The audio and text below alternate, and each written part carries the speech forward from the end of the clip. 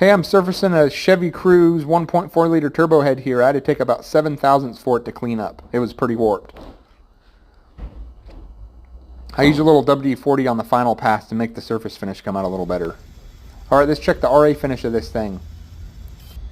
Oh, I guess it's flat.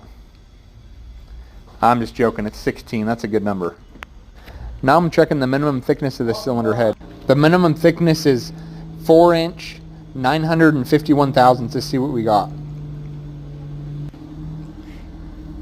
Look at that, almost 2 thousandths above minimum. There you have it, guys, all nice and shiny and ready for the customer.